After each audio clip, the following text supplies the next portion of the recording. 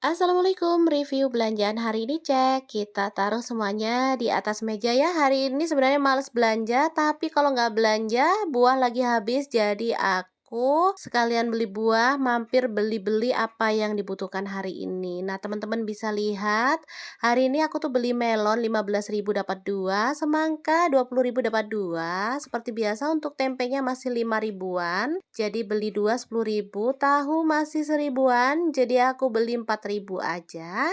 Untuk tauge masih boleh beli 2.000 dapat segini banyak, bisa jadi 2 hari ya. Tahu pong 5 ribuan dapat 2. Kemudian ada mujair panggang, ini 29.000.